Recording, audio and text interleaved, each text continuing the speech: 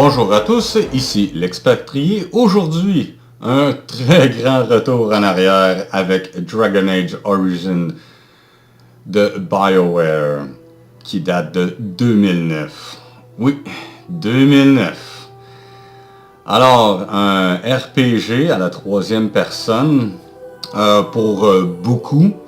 Le dernier jeu avant le déclin de BioWare sous la botte de Electronic Arts.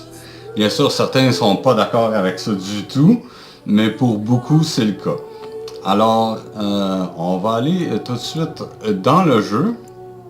Il y a beaucoup à se mettre sur la dent, beaucoup de choses à dire sur le jeu, mais encore plus sur le développeur. Mais on va se concentrer uniquement sur le jeu. Donc je vais charger une partie que ça fait quand même un bon bout. Alors, on va charger.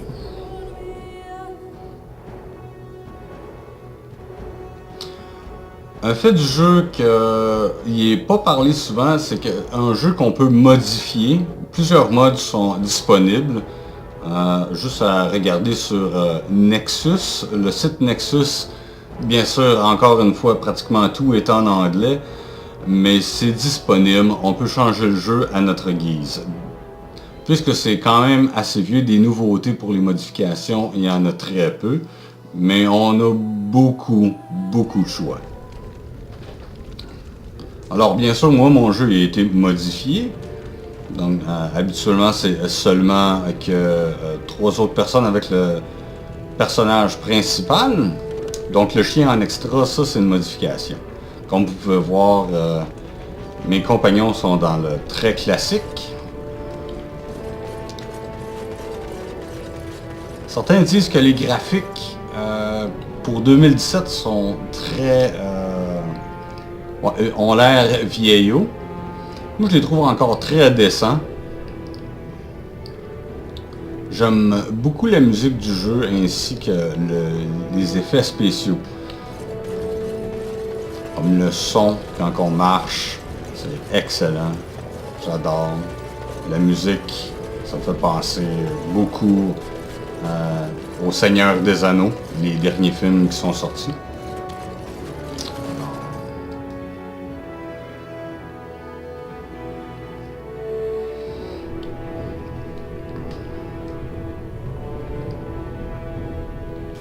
Donc c'est un RPG assez classique, ce qui en fait quelque chose de différent. C'est le monde qu'ils ont construit pour le jeu. C'est excessivement extensif, il y a beaucoup de lecture pour s'immerser. Malheureusement, les graphiques ou l'étendue du jeu, on ne permet pas de visiter autant qu'on le voudrait, mais ça donne quand même une bonne idée où on se trouve. Il y a aussi le fait que c'est très mature comme jeu. Ce que je trouve très bien, il y a peu de jeux qui le font, surtout dans le genre.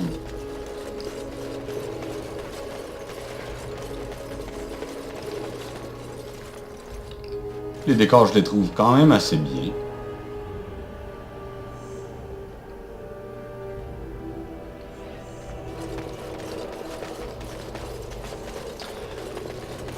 Bien sûr, depuis 2009, il y a eu quand même 2 autres jeux de Dragon Age.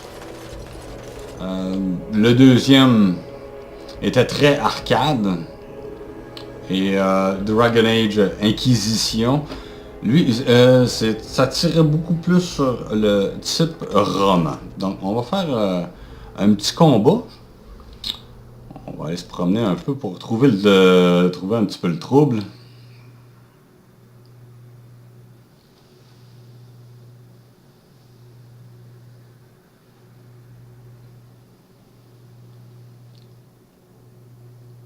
Donc, ça n'a pas fonctionné. On va se promener encore.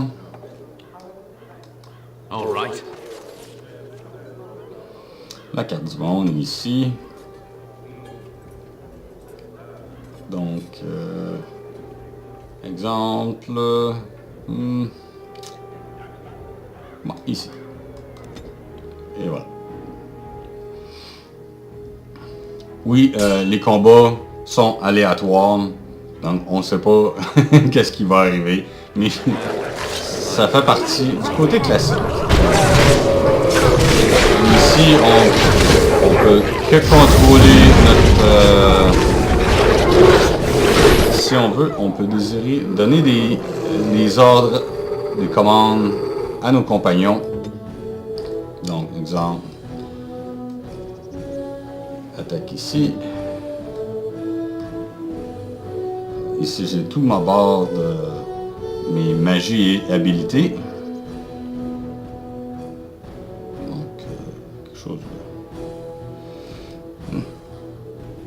Compte de froid.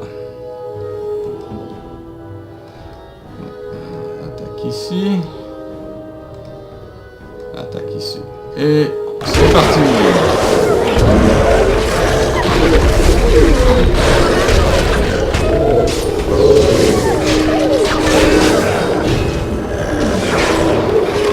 Donc le combat tactique, très bien.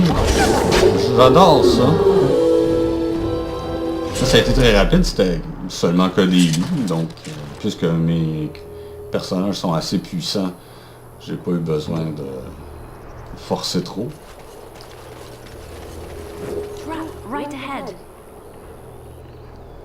Donc, les options. Une chose, quand on commence le jeu, ça semble très limité pour ce qui est des classes. Mais en fait, les classes se spécialisent. Donc, vous avez toujours une classe de base.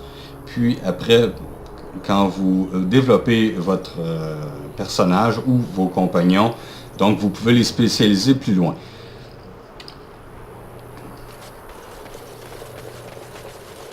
Voilà. Exemple. Donc, comme vous pouvez voir ici, des statistiques de base. On peut changer de compagnon pour voir les autres. Les talents pour le compagnon. Les talents vont changer selon la classe. Donc, dépendamment de votre personnage ou compagnon, les spécialités vont changer. Donc, ici, les habiletés d'un autre compagnon.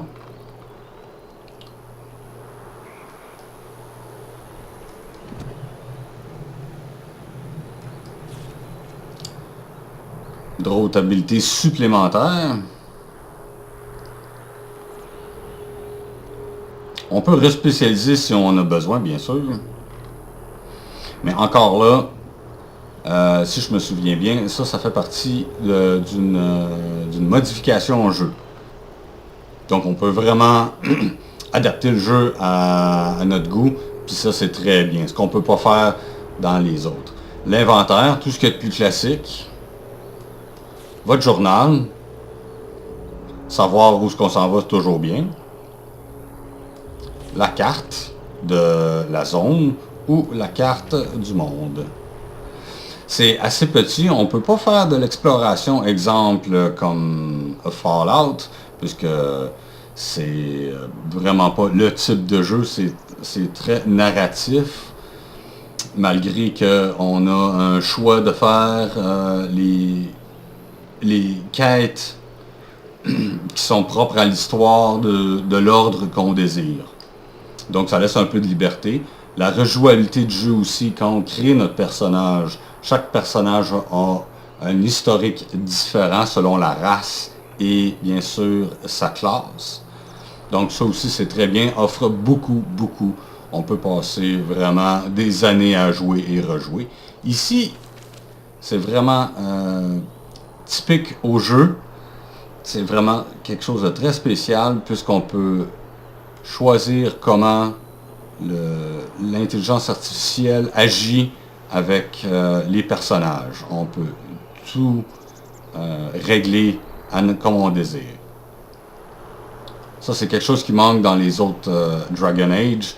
Malheureusement, ça a été vraiment simplifié au point que c'est inutile. Et bien sûr, on va aller voir les options, faire un survol. Donc pour le jeu lui-même, les contrôles.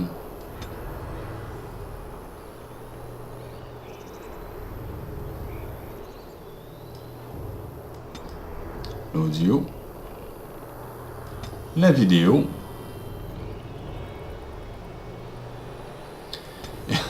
Et bon, pour ce qui est de en ligne, on s'entend que c'est vraiment terminé. C'est 2009, donc ce n'est plus supporté.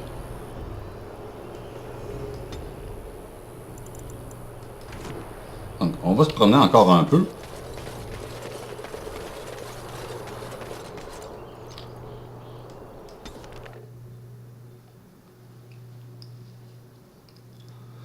Donc, beaucoup de places à visiter, comme vous pouvez voir. Le campement permet de se reposer, parler à nos compagnons.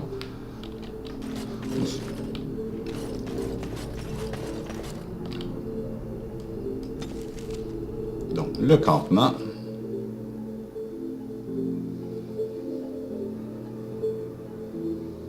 I have been studying Mother's grimoire. Do you wish to hear what I have found? Un petit scénario. Et ça arrive quand même assez souvent. Le campement, c'est vraiment la place pour les scénarios regardant vos compagnons. Ils vont vous parler, donner un petit histoire ou de l'information ou juste quelque chose pour alléger, car l'ambiance est quand même assez lourde, puisque c'est un jeu qui a été mature, c'est beaucoup très Seigneur des Anneaux, mais bien sûr un petit peu plus sombre. 'Tis not what I expected. I had hoped for a collection of her spells, a map of the power that she commands. But this is not it. Disturbed? Yes, perhaps that is the right word. One thing in particular within her writings disturbs me. Here, in great detail, Flemeth explains the means by which she has survived for centuries. Not unless one also happens to be an ancient abomination. No. Flemeth has raised many daughters over her long lifetime. There are stories of these many witches of the wilds throughout chastened legend, yet I have never seen a one, and always wondered why not. And now I know. They are all Flemeth. When her body becomes old and wizened, she raises a daughter, and when the time is right, she takes her daughter's body for her own. Indeed, that is primarily what this tome details, the various daughters that Flemeth has acquired, their preparation and training. I recognize all of it. I am to be her next host. This is my purpose.